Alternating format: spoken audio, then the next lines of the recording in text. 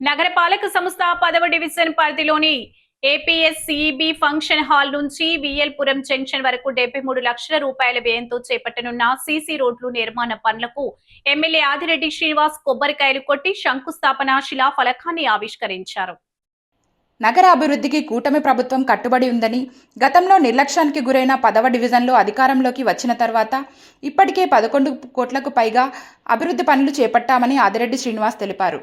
గత 10 ఏళ్లుగా ఈ ప్రాంతాన్ని పూర్తిగా నిర్లక్ష్యం చేశారని, తెలుగుదేశం పార్టీకి సాంప్రదాయకంగా మద్దతు ఇచ్చే ప్రాంతమనే కారణంతో గత పాలకులు అభివృద్ధి పట్టించుకోలేదని విమర్శించారు. కూటమి ప్రభుత్వం అధికారంలోకి వచ్చిన తర్వాత మాత్రం 10వ డివిజన్కు ప్రత్యేక ప్రాధాన్యత ఇచ్చి అభివృద్ధి కార్యక్రమాలు వేగవంతం చేశామని చెప్పారు. ఇప్పటికే సుమారు 4 కోట్ల విలువైన 25 అభివృద్ధి పనులు పూర్తయ్యాయని, మరో 2 కోట్ల పనులు ప్రారంభ దశలో ఉండగా 4 కోట్ల పనులు టెండర్ దశలో ఉన్నాయని వివరించారు. అదనంగా 1 కోటి విలువైన పనులు ప్రస్తుతం కొనసాగుతున్నాయని తెలిపారు. ఈ కార్యక్రమంలో కూటమి నాయకులు, అధికారులు, స్థానిక ప్రజాప్రతినిధులు పాల్గొన్నారు.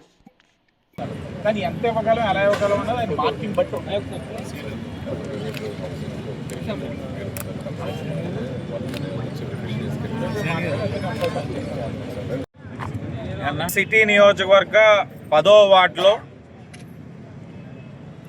చాలా ప్రాధాన్యత కలిగిన రోడ్ ఇది. గత 10 సంవత్సరాలుగా ఈ వార్డునే గాలికి వదిలేశారనుకోండి.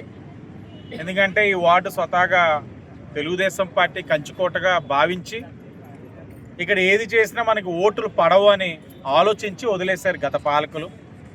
కూటమి అధికారంలోకి వచ్చిన తర్వాత, కూటమి ప్రభుత్వం అధికారం చేపట్టిన రోజు నుంచి ఈ రోజు దాకా చూసుకుంటే ఈ వార్డులో, కేవలం ఈ వార్డులో 11 కోట్లు ఖర్చు పెట్టామని చాలా గర్వంగా చెప్తా ఉన్నాం.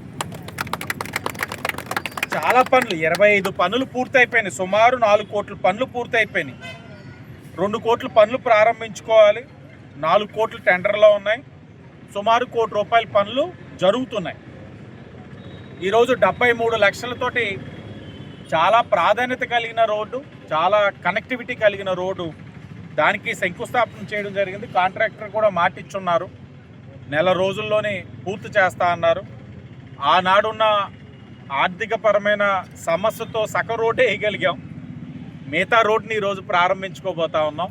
చాలామంది అడిగారు, అదేంటండి సగం రోడ్డు ఏదో సగం గుండు తీసేసి ఇంకోటి వదిలేసారేటండి అని. కాదు సార్, కంగారు పడకండి సార్.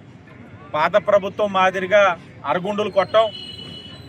ఏం చేసినా పూర్తిగా అంతా అభివృద్ధి కార్యక్రమం పూర్తి చేస్తాం సార్. వారి మాదిరిగా మేము కాదులేండి అని కూడా చెప్పాం. జనాలు నమ్మారు. ఆ లోపు ఏంటంటే ముందు ఒక చోట డ్రైన్ కూడా వేసేసి ఉన్నాం. ఇప్పుడు 73 లక్షలతోటి ఈ రోడ్డును పూర్తి చేసే కార్యక్రమం తీసుకుంటూ ఇక్కడ ఈ పని ప్రారంభిస్తున్న ప్రదేశం ఏదైతే ఉందో దాని వెనకాలే లారీ స్టాండ్ ఉంది.